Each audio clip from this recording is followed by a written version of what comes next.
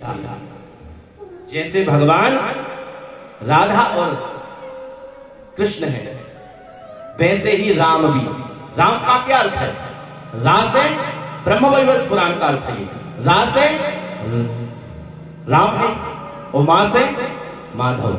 जो रा शब्द है वह राम में चला गया और जो मां है वह माधव बन गया। इसलिए राम कृष्ण तो एक है ना।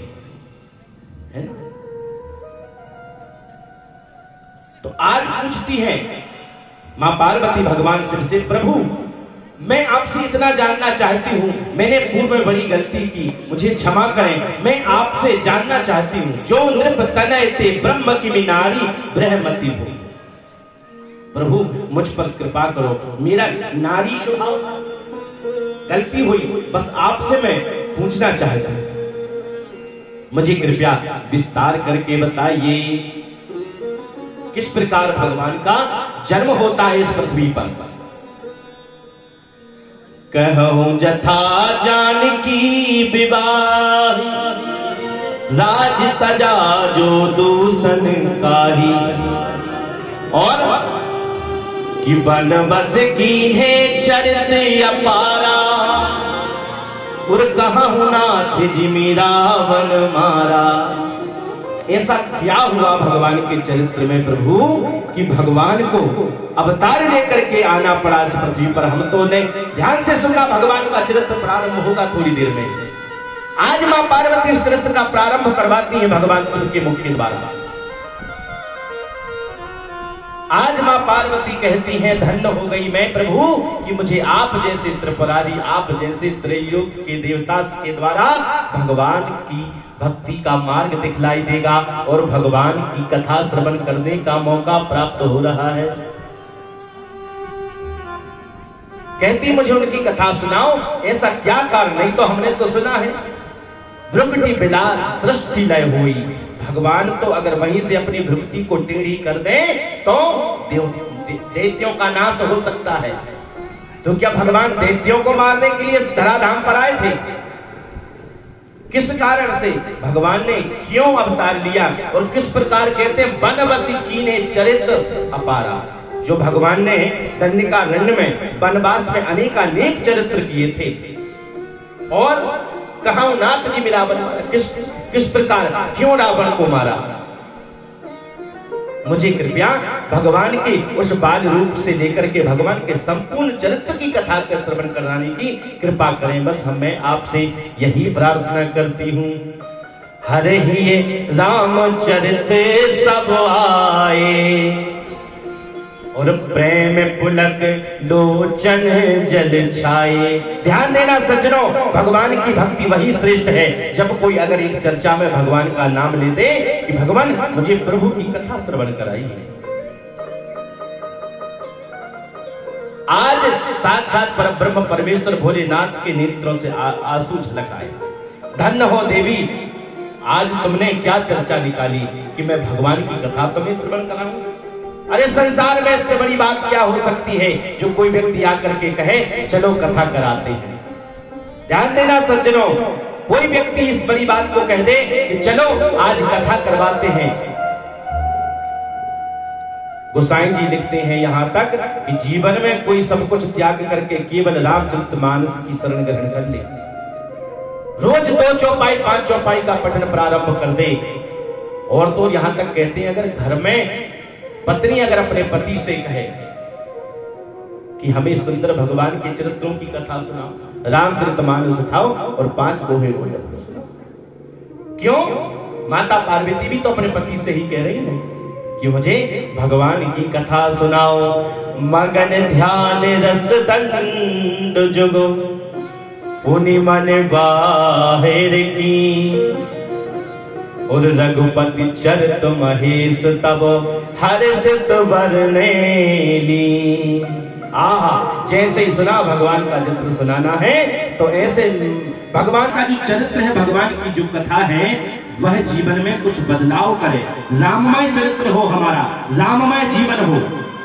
कहते हैं राम तो बनना बहुत बड़ी बात है, हम सबसे पहले इंसान बन जाए, वास्तव में मनुष्य बन जाए। यूं भरने को तो दुनिया में, ध्यान से सुनना सज्जनों, यूं भरने को तो दुनिया में पशु भी पेट भरते हैं। क्या यूं भरने को तो दुनिया में पशु भी पेट भरते हैं। जो बंदा बांट कर खाए उसे इंसान कहते हैं। पराया दर्द जो समझे उसे इंसान कहते हैं। कहते हैं भरने को तो पेट पशु भी भरते हैं, लेकिन दूसरों के कष्ट को जो समझे वही वास्तव में भगवान के चरित्रों का अनुगमन करने वाला हो सकता है। तो आज भगवान पार्वती को सुंदर भगवान की कथा सुनाते हैं और कहते हैं सबसे पहले तो हम भगवान की उस बाल रूप का दर्शन करेंगे और भगवान के उस बाल स्वरूप का ध्यान करेंगे। बंदो बाल सो, सभी लोग हाथ जोड़ करके भगवान के बाल रूप का दर्शन करेंगे। माता पार्वती को भगवान ध्यान करा रहा, अभी तो केवल भगवान का ध्यान हो रहा है। बंदो बाल रूप सोई रामो, सब सिद्धि सोलभ जपते जितना।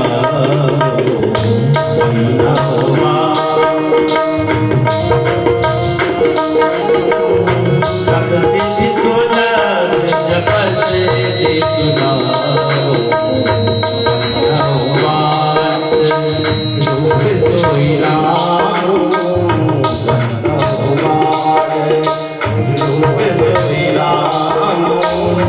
सब सिद्धि सोलभ जपत जितना। सब सिद्धि सोलभ जपत जितना। मंगल भवन मंगल हारी, मंगल भवन मंगल हारी। प्रभु सुदर्शन अजर बिहारी, प्रभु सुदर्शन अजर बिहारी। भगवान के बाल रूप का ध्यान करते हुए आगे बढ़ते हैं। कहते भगवान के तो ये जो अवतार है केवल दैत्यों को मारने के लिए नहीं, क्योंकि भगवान तो दैत्यों का वध वहां से बैठे बैठे भी कर सकते हैं। एक बाण भगवान, अच्छा आप बताइए, भगवान अगर वहीं से बैठे बैठे एक बाण चलाते तो सभी दैत्यों का संहार हो जाता। तो क्या भगवान केवल दैत्यों को मारने के लिए आए? कि को तुझ धेनु देव हितकारी, कृपा सिंधु मानस तनुधारी। भगवान अपने भक्तों पर कृपा करने के लिए साधु संत ब्राह्मण भगवान के भक्तों के वचनों को पूरा करते हैं। उनको आनंद देने के लिए, उनको आनंद की अनुभूति कराने के लिए भगवान धराधाम पर अवतार लेकर के आते हैं। ये भगवान के स्वरूप के दर्शन है कि भगवान राम जन्म के हेतु अनेका। भगवान के जन्म का एक हेतु नहीं है, एक कारण नहीं है, कई कारण है। जेहि के हृदय भगत जस प्रीति, प्रभु तह प्रकट सदा कही। ये तो भगवान का त्रेता में अवतार है, लेकिन भगवान जब धराधाम से चले गए तो कहीं तो भगवान कहां है, कहां मिलेंगे भगवान? तो बोले जिसके हृदय में भगवान के प्रति अधिक प्रीति होगी वही रामचरितमानस बन जाएगा, वही भगवान प्रकट हो जाएगा। तो भगवान भक्तों के हृदय में है। भगवान कहाँ रहते हैं? बोले भगवान तो भक्तों के हृदय में रहते हैं। राम सच्चिदानंद दिनेसा, नहीं तह मोह निसा। लेकिन हम इस संसार रूपी माया में फंसे हुए हैं। कैसे फंसे हुए हैं? ये जो संसार है यह मोह निशा है। कैसी मोह निशा? बोले रात्रि में जब हम सोते हुए स्वप्न देखते हैं ना, स्वप्न में जब अच्छा अच्छा बहुत कुछ दिखाई देता है तो ऐसा लगता है मानो मेरा जीवन यही है। लगता है कि नहीं? लेकिन जब जैसे ही आंख खुलती है, नींद खुलती है, तो क्या देखते हैं? जैसा था सब वैसा ही का वैसा। कि मोह निशा जग सो बनिहारा, और देखहि स्वप्न अनेक प्रकारा। अनेक अनेक प्रकार के स्वप्नों को देख करके हम उसी में जीने लग जाते हैं। उसी भांति इस संसार में हमें सब कुछ ऐसा लगता है मानो यही हमारा सब कुछ है, लेकिन वास्तविकता क्या है? बोले श्री हरि के चरण, भगवान की भक्ति ही सबसे सर्वश्रेष्ठ है।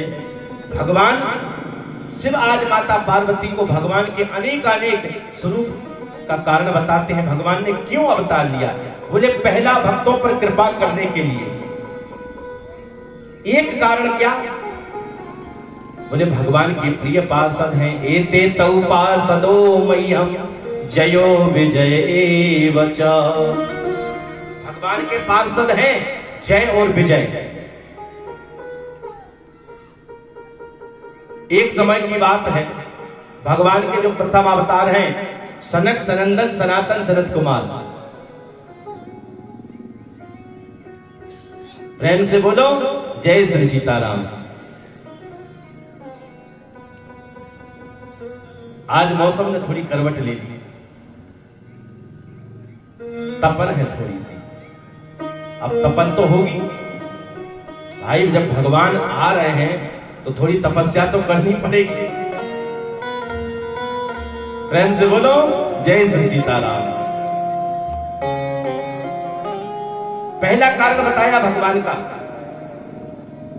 कि भगवान के प्रथावतार हैं सनक सनंदन सनातन और सनत कुमार। एक बार भगवान की दर्शन की लालसा को लेकर के क्षीर सागर पहुंचते हैं,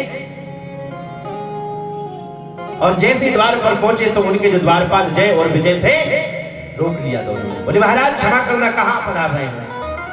बोले हम भगवान का दर्शन करने के लिए पधारे हैं। जैसे ही अंदर जाने के लिए हुए द्वारपाल रोक लेते हैं। बोले नहीं भगवान, अभी भगवान के विश्राम का समय है। रोक लिया। ध्यान से सुनना। जैसे ही रोक लिया तो सनकादि ऋषियों को क्रोध आया। बोले तुम हमें भगवान के दर्शन से वंचित करना चाहते हो, हमें अपने भगवान का दर्शन करने से रोक रहे हो, हम तुम्हें श्राप देते हैं। श्राप दे दिया। बोले जाओ, तुम इस राक्षसों की भांति दानवों की भांति हमें रोक रहे हो, संत महात्मा को भगवान का दर्शन करने से रोक रहे हो, हम तुम्हें श्राप देते हैं, जाओ राक्षस बन जाओ। क्षमा याचना की, चरणों में लेटकर भगवान क्षमा करें। भगवान बाहर आए, कारण पता चला। प्रभु ने कहा भगवान ये आपने क्या कर दिया? अरे ये तो मेरे द्वारपाल हैं, ये मेरे ही आदेश का पालन करते हैं, मेरी आज्ञा का पालन करते हैं। खेद हुआ सनत कुमारों को और कहा अब जो बाण था वह तो चल गया, परंतु इतना जरूर कहेंगे कि तुम राक्षस तो हो गए, जाओ 3 जन्मों तक राक्षस हो जाओगे, लेकिन उन 3 जन्मों में तुम्हें भगवान ही स्वयं उद्धार करेंगे। तुम्हारा भगवान स्वयं तुम्हारा उद्धार करने के लिए आएंगे। तो इसलिए जो द्वारपाल थे जय विजय, वह 2 भाई थे। ऐसे ही ये बनते चले गए। क्या बोले? चले आगे तो क्या हिरण्यकश्यप और हिरण्याक्ष बने थे, और यहां पर रावण और कंस। द्वापर में जाकर के फिर वह क्या बने? दंतवक्र और शिशुपाल। स्वयं भगवान। अब एक तो भगवान अपने भक्तों के लिए जय विजय के लिए भगवान धराधाम पर अवतार लेकर के आए, और दूसरा कई कारण बताए। वृंदा देवी का श्राप था शिव पुराण के अनुसार, उस कारण से भी भगवान को अवतार लेकर के आना पड़ा। तीसरा कारण भगवान ने बताया शिव जी ने माता पार्वती को कि नारद जी के श्राप के कारण भगवान जी को अवतार लेकर के आना पड़ा। प्रेम से बोलो जय श्री सीताराम। अब ध्यान देना, जैसे ही माता पार्वती ने सुना कि संत देवर्षि नारद के श्राप के कारण? कहते हैं हाँ।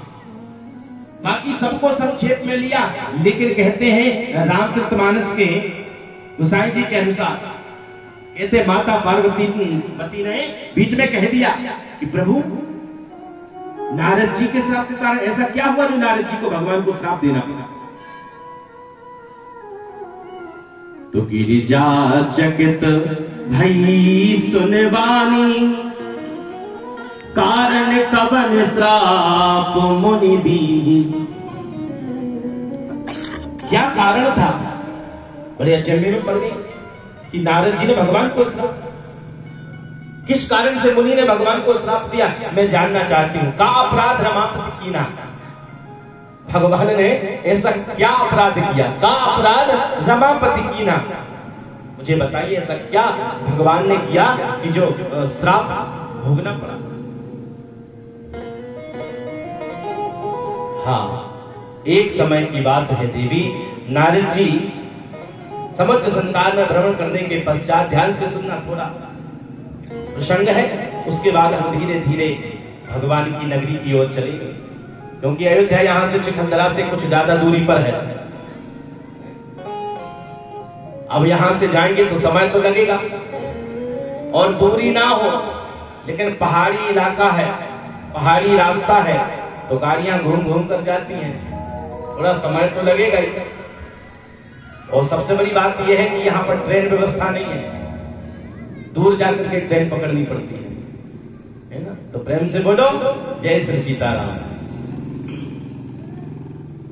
तो कहते हैं एक समय की बात है, नारद मुनि जो हैं समाधि लगा करके तपस्या में बैठ गए, और समाधि लगा करके तपस्या में जब बैठे ज्यों ही, तो क्या इंद्र ने देखा कि क्या बात है, नारद जी ने तपस्या के लिए समाधि लगा दी, कहीं ये कारण तो नहीं? इंद्र ने सोचा कि कहीं ये कारण तो नहीं, ये इंद्र का राज्य लेना चाहते हो, मेरा सिंहासन छीनना चाहते हो? क्यों? क्योंकि जब जब कोई तपस्या करता है, तप करता है, तो सबसे ज्यादा समस्या किसको होती? देवताओं को। देवताओं को बहुत तकलीफ होती है, कहीं मेरा पद तो नहीं लेना चाहता, सबसे ज्यादा समस्या इंद्र कि कहीं ऐसा तो नहीं ये मेरे पद के लिए तपस्या कर रहा है। तो आज इंद्र ने सोचा पता नहीं किस कारण से तपस्या करें। बोले महाराज हमने तो सुना है कि नारद जी कभी एक स्थान पर नहीं रुकते हैं, किस कारण से? तो ये कैसा हुआ कि नारद मुनि तपस्या के लिए बैठ गए? तो बोले जब भगवान को चित्त में रखा तो उनका जो हृदय था वह स्तब्ध हो गया, और एक स्थान पर बैठकर के तपस्या करने लगे। देवराज इंद्र ने कामदेव को बुलाया कि जाओ, नारद मुनि तपस्या करने के लिए बैठे हैं, उनकी तपस्या को थोड़ा भंग करके आओ। अनेक प्रयत्न किए कामदेव ने, नारद जी को ऊपर अनेक बाण चलाए, परंतु उनकी समाधि नहीं खुली। बहुत ज्यादा प्रयत्न किया, प्रयत्न करने के बाद में जैसे समाधि खुली नारद जी की, तो नारद जी क्या देखते हैं सम्मुख कि कामदेव खड़ा। जैसे नारद जी की समाधि खुली तो कामदेव भयभीत हो गया, हे भगवान कहीं मुझे श्राप न दे दे। चरणों में लेट गए कामदेव, प्रभु क्षमा करना, हमें क्षमा करना, हमसे बहुत बड़ा अपराध हो गया है, कृपया कर हमें क्षमा करें। अब जैसे नारद जी ने देखा कि ये कामदेव मेरे शरण में आ गया है, नारद जी कहते हैं क्या बात है कामदेव? बोले प्रभु हमें क्षमा करना। बोले चिंता मत करो, हम कोई क्रोधी बाबा थोड़ी ना है जो तुम्हें श्राप दे देंगे, नहीं चिंता मत करो, हम तुम्हें श्राप नहीं देंगे। अब नारद जी ने ये देखा दृश्य कि बताओ साक्षात कामदेव मेरी शरण में आ गया, सारी दुनिया कामदेव की शरण में चली जाती है, काम के प्रभाव से काम के बस में हो जाते हैं। लेकिन आज नारद जी सोचने लगे तो देख लो मेरा कितना प्रताप है, मेरी कितनी प्रतिभा है कि ये कामदेव मेरी शरण में आ गया। अब वहां से चले, रास्ते में मिले भगवान शिव। जैसे भगवान शिव ने देखा कि नारद मुनि पधार रहे हैं तो हाथ जोड़ करके प्रणाम किए, देवर्षि नारद पधारिए, क्या बात है। जैसे ही देखा कि क्या बात है, नारद जी पधार रहे हैं। नारद जी आए, नारद जी का स्वागत किया, बोले प्रभु आज चलो हमें कोई भगवान की कथा सुनाओ। नारद जी कहते हैं हाँ जरूर सुनाऊंगा। तो आज भगवान शिव को नारद मुनि हमेशा जो भगवान की कथा सुनाया करते थे, भगवान राम के चरित्रों का चरित्रामृत फैलाया करते थे, परंतु आज नारद जी भगवान की कथा नहीं सुना रहे हैं, आज स्वयं की व्यथा सुनाने लगे। आज स्वयं की कथा सुनाने लगे। बोले भोलेनाथ आज आपको पता है क्या हुआ? क्या हुआ? बोले आज जब मैं तपस्या कर रहा था, मेरी समाधि खुली तो मैंने देखा कि कामदेव मेरी शरण में लेटा हुआ है, मेरे चरणों में लेटा हुआ है। हाँ, मुझसे क्षमा याचना कर रहा था। अरे वाह, आपकी बड़ी प्रतिभा है। सारी अपनी अनेक प्रकार की कथन को सुनाया जब शिव जी को, तो शिव जी समझ गए। क्या समझ गए शिव जी? कि इसकी शरण में कामदेव जरूर लेटा था, लेकिन उसके बाद काम ने इनके हृदय में वास कर लिया है। क्यों? क्योंकि जब अपनी बड़ाई कोई ज्यादा सुनना पसंद करने लगे, कभी अपनी बड़ाई नहीं सुननी चाहिए, इससे अपने पाप नष्ट होते है ना। ऐसा मत सोचना। कहते हैं ना लोग बड़े प्रसन्न हो जाते हैं, आहा बड़े प्रसन्न हो रहे हैं हम तो, मेरी बड़ाई चल रही है। नहीं, आपने जितने पुण्य सजो करके रखे हैं, अगर आप अपनी बड़ाई सुन करके प्रसन्न होंगे तो वह सब नष्ट हो जाएंगे। इसलिए स्वयं की बड़ाई मत सुनना। जय श्री राधे। आज नारद जी स्वयं की प्रतिभा सुना रहे हैं, स्वयं की प्रतिभा सुना रहे हैं। और वहां से चले, बोले कुछ नहीं, हमें भगवान नारायण के पास में जाना है।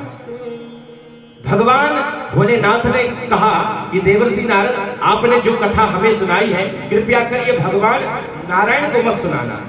शंभु दीन उपदेश है। तो भगवान कहते हैं, भगवान शिव ने नारद जी को सुंदर उपदेश दिया। अति प्रिय जानकर के ये कहा कि आप ये जाकर के भगवान नारायण को मत सुनाना। लेकिन गोसाई जी कहते हैं, एक बार कर तल कर वीणा, गावत हरि गुण गान प्रवीणा। अपनी बीना को बजाते बजाते क्षीर सागर भगवान नारायण के पास में पहुंच गए। और भगवान ने जैसे ही देखा तो भगवान तो सब जानते, भगवान सब समझ गए कि आज नारद जी का जो मुख है वह अलग ही है। जाकर के अपनी प्रतिभा का गान भगवान नारायण के समीप भी करने लग जाते हैं। बोले प्रभु, भगवान ने पूछा, आओ संत नारद क्या बात है, बड़े दिनों से आपने हमें दर्शन नहीं दिए। बोले क्या करें प्रभु, आज बड़े बड़े शिष्य हमने बना लिए हैं। कामदेव जैसा भी हमारा शिष्य बन गया है, हमारी शरण में आकर के लेट गया। मोर सात हर अंगीकारा सहत राम नाना। गोसाई जी लिखते हैं कि भगवान के भक्त जब गलत दिशा में चलने लगते हैं तो भगवान उनके उस पाप को दूर करने के लिए, उस अभिमान को दूर करने के लिए, उस मद को दूर करने के लिए भगवान सुंदर लीला करते हैं। आज भगवान को प्रणाम करने के बाद में नारद जी वहां से जाने लग जाते हैं। जैसे ही नारद जी वहां से गए तो भगवान एक लीला करते हैं। प्रेम से बोलो जय श्री सीताराम। अरे सांवरे को दिल में, ओ सांवरे को दिल में बसा कर तो देखो, दुनिया को मन से हटा कर तो देखो। सांवरे को दिल में बसा कर तो देखो, सांवरे को दिल में बसा कर तो देखो। एक बार वृंदावन गाकर तो देखो, एक बार वृंदावन गाकर तो देखो। बड़ा ही दयालु है, बड़ा ही दयालु है, बाकी बिहारी।